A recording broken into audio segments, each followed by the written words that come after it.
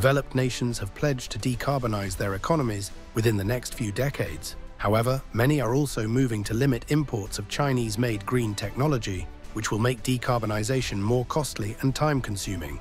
If it can be achieved at all, eventually Western leaders will need to choose between their climate goals and protectionism, and it would benefit everyone if protectionism is what gives way. This contradiction is particularly evident in the electric vehicle (EV) sector.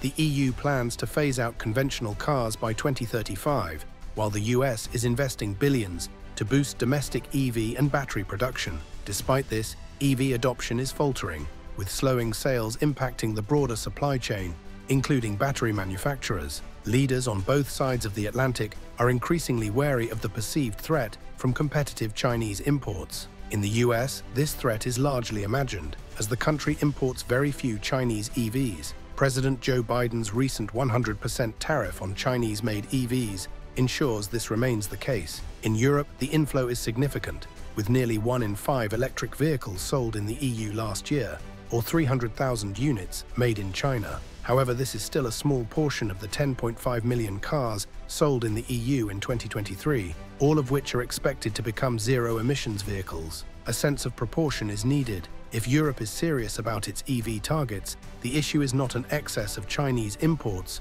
but rather a shortage, given the slow transition of its own industry from internal combustion technology. Europe's EV goals are unlikely without leveraging China's ability to produce affordable cars in the lower price segments. Similarly, the US will struggle to achieve large-scale EV adoption without cheaper models, as public subsidies have mainly benefited the wealthiest consumers. The current cost of living crisis makes affordability even more crucial. The growing second-hand EV market indicates a strong latent demand for EVs at lower price points. The West should welcome China into these markets, either through imports or by establishing local production facilities. It is encouraging that the UK has not joined the tariff wars. With ambitious policies to drive the necessary rate of EV adoption, there can be sufficient demand for both domestic and China-made EVs. Improved procurement policies, investment in charging infrastructure, and stronger tax incentives for corporate buyers and investors would provide the certainty of future demand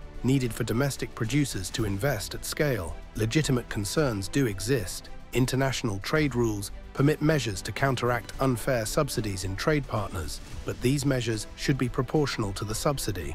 Any real risks to data privacy, given that EVs are often called smartphones on wheels, should be addressed through targeted regulatory actions on specific software or components. Western governments should not lose sight of the bigger picture. China can contribute positively to the developed world's decarbonization efforts, especially in the rapid shift to zero-emissions mobility. This must be balanced with the need to support green industry domestically and the broader context of geopolitical tensions between Beijing and the West. Integrating China's contributions should be a key aspect of Western economic strategy and diplomacy, alongside defending against the threats it poses. Subscribe to the Caliber News English channel for more in-depth analysis and insightful videos.